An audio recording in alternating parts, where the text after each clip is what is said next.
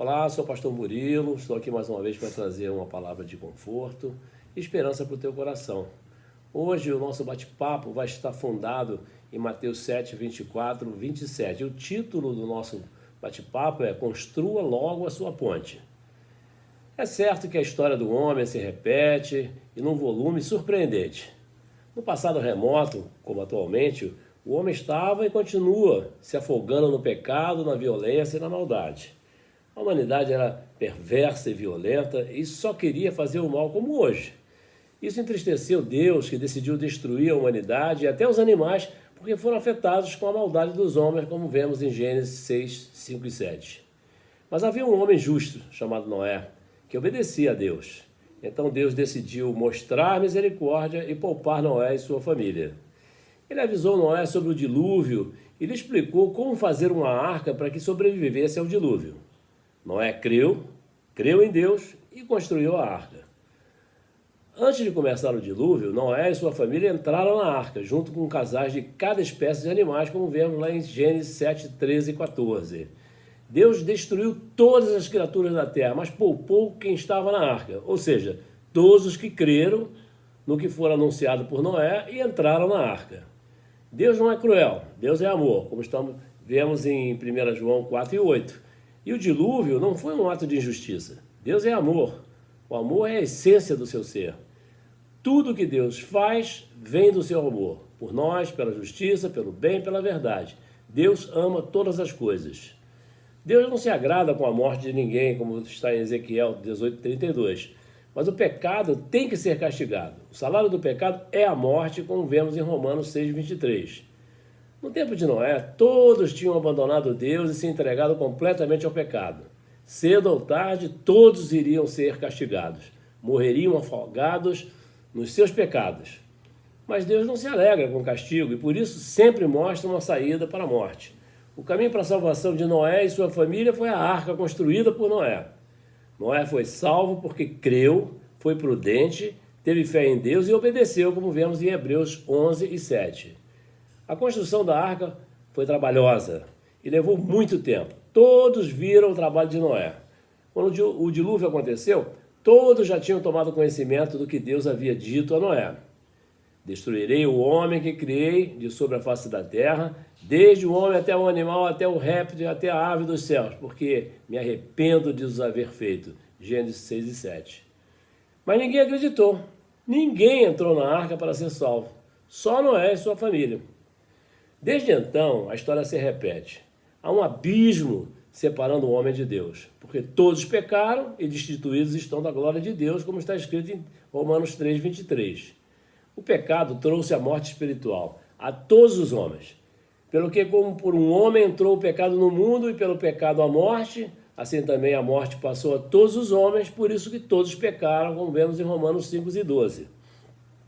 Mas Deus, por ser misericordioso e gracioso, e por nos amar, viu que a maldade do homem se multiplicara outra vez sobre toda a terra. E nos amando de tal maneira, tanto quanto a Noé, mostrou o caminho da salvação, seu Filho unigênito, para que todo aquele que nele crê não pereça, mas tenha vida eterna, como vemos em João 3,16.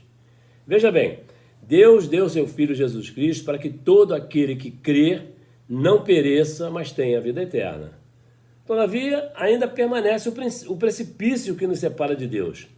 Para atravessar o precipício, precisamos construir uma ponte que nos leve até a outra margem, nos leve até Jesus. Precisamos alcançá-lo porque Jesus é o caminho, a verdade e a vida. Mas Jesus está na outra margem do abismo e entre as duas margens há um mar de pecados que nos afogará, como o dilúvio afogou nossos antepassados. Se você tentar atravessar esse mar de pecados com suas próprias forças, mesmo sendo um exímio nadador, você vai se afogar. Se você já sabe que se afogará, precisa urgentemente de ajuda do salva-vidas. Jesus é o salva-vidas, mas você terá que aceitar a ajuda dele, porque ninguém consegue se livrar do pecado sem a ajuda de Jesus. E essas coisas estão sendo anunciadas desde sempre por todos os lugares.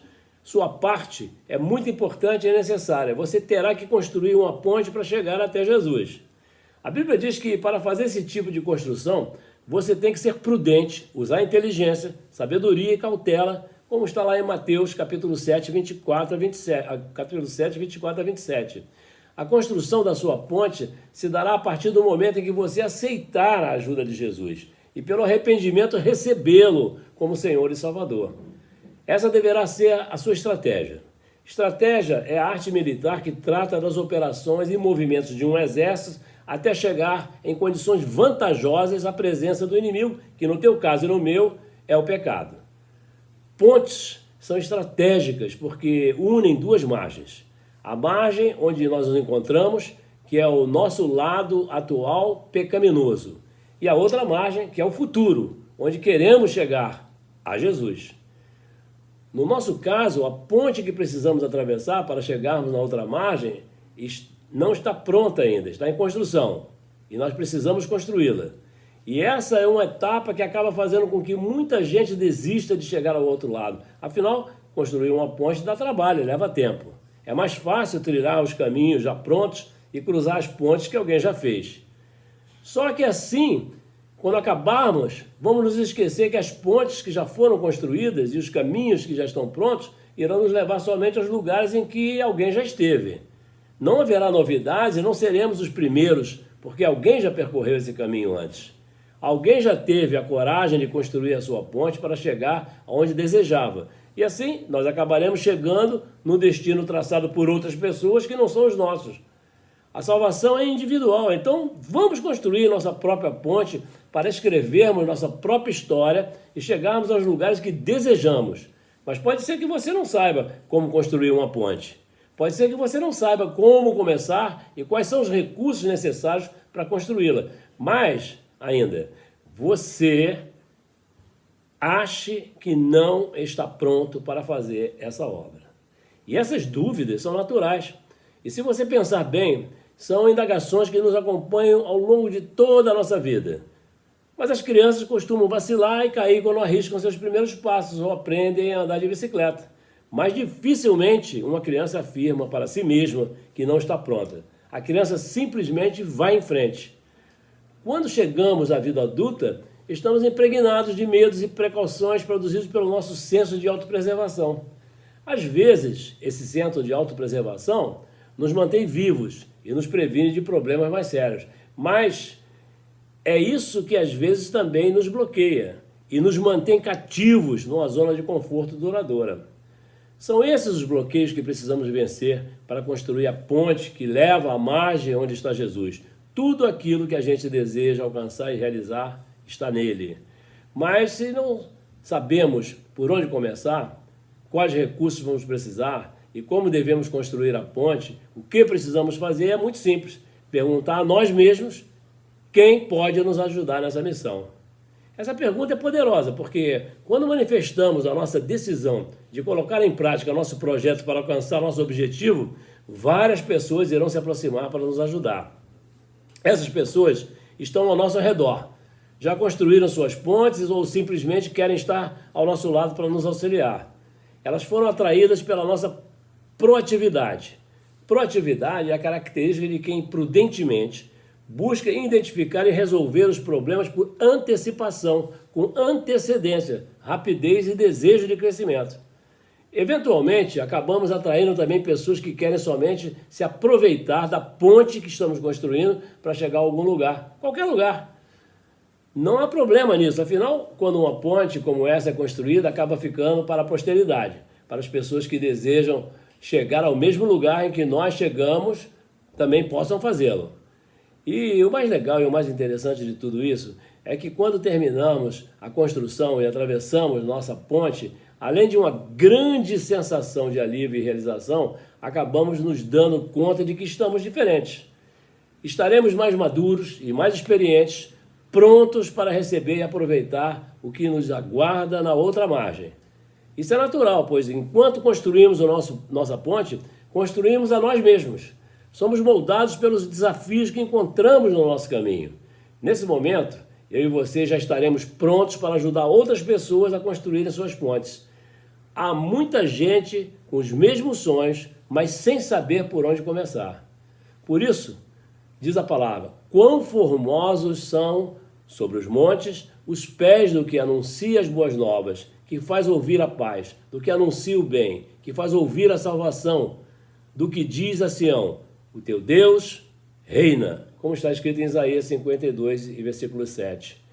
Essa é uma das características da liderança que obedece, aprende, evolui, para que, semeando a boa semente, possa ensinar e estimular o crescimento de outras pessoas. Por conta disso, muitos são servos e mordomos fiéis, sempre lembrados como grandes líderes cristãos. Deus é amor. O amor de Deus é tão grande que se reflete em todos que têm Jesus no seu coração.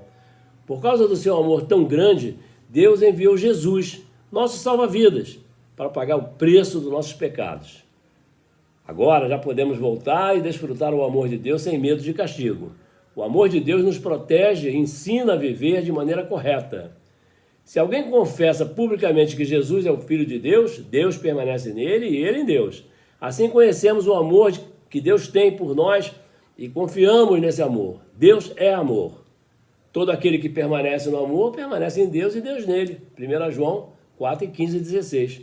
Por isso, deem graças a Deus ao Senhor, porque Ele é bom. O seu amor dura para sempre. Salmo 136 e 1. Para concluir esse nosso bate-papo no Sermão da Montanha, Jesus pronunciou a parábola chamada também de construtores prudentes e insensatos, que estamos examinando agora, embora você não tenha ainda percebido, e foi retratada em Mateus 7, 24 e 27. Como está escrito, todo aquele que escuta essas minhas palavras e as pratica será comparado a um homem prudente, que edificou a sua casa sobre a rocha. E caiu a chuva, transbordaram os rios, sopraram os ventos e deram com ímpeto contra aquela casa, que não caiu, porque foi edificada sobre a rocha. E todo aquele que ouve essas minhas palavras e não as pratica, será comparado a um homem insensato que edificou a sua casa sobre a areia, e caiu a chuva, transbordaram os rios, sopraram os ventos, e deram com ímpeto contra aquela casa, e ela desabou, sendo grande a sua ruína. Nesse texto, temos a história de dois homens que construíram uma casa para si e suas famílias. Ambos tinham o mesmo propósito de construir uma casa, mas importa saber de que maneira. Jesus dirigiu esta parábola aos seus discípulos e para a multidão que sempre o seguia. A ênfase dessa mensagem está dirigida para a identificação do construtor sábio e prudente.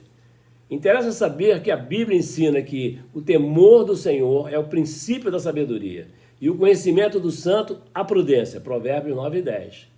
O insensato é precipitado, é ávido, apressado por resultados, dá valor às aparências, se preocupa mais com a forma do que com o conteúdo. Seus princípios são rasos e sua vontade é fraca. O insensato sabe, mas não faz, ouve, mas não entende, quer, mas não se esforça. Vivemos tempos em que há muitos insensatos, homens querendo frutos, mas não querem arar, semear e plantar, regar, proteger e ceifar. Há também nas palavras de Jesus o alerta sobre a vinda de tempestades, a ideia da tempestade do final dos tempos, daquela que colocará à prova a qualidade da construção e o caráter do construtor. O apóstolo Paulo lembra, em 1 Tessalonicenses 5 e 6, esse dia terrível, concluindo com as seguintes palavras: não durmamos, pois, como os demais, mas vigiemos e sejamos sóbrios, cautelosos. Destaco nesse bate-papo de hoje que se Jesus Cristo é o nosso Senhor, temos que escutar sua voz. Foi ele mesmo quem disse: as minhas ovelhas ouvem a minha voz e me seguem, como está escrito em João, capítulo 10 e 27. Eu e você devemos obediência ao nosso Senhor. Obediência que nos submete ao senhorio de Cristo e é resultado do nascer de novo, promovido pelo Espírito Santo nos nossos corações. E nesse texto, Jesus está falando diretamente comigo e com você. Precisamos concluir a construção das pontes que possibilitarão chegar à outra margem e finalmente chegarmos ao caminho da verdade e à vida eterna. Ele, Jesus, nos aguarda ansiosamente para nos conduzir para a glória. Destaco ainda que, enquanto a glória humana é momentânea, efêmera e baseada no material, a glória de Deus é eterna e de caráter espiritual. Significa que Deus, movido pelo seu amor e misericórdia, espera que você e eu nos conectemos por Jesus ao seu Espírito na ressurreição final e vivamos eternamente com plenitude na presença do Senhor. Você precisa crer no que eu estou dizendo nesse bate-papo. Seja sábio e prudente como Noé. Noé foi salvo porque foi prudente, teve fé em Deus e obedeceu, como vemos em Hebreus 11:7. Construa logo a sua ponte, ou termine a construção da que você está construindo. Seja prudente, salve a si mesmo e a sua família. Creia em Jesus, tenha fé e obedeça. Quem crer e for batizado será salvo, mas quem não crer será condenado. Está escrito em Marcos 16:16. Olha aqui, não esqueça, seja prudente e acabe logo a construção da tua ponte. Pronto, nosso bate-papo fica por aqui. Graça e paz.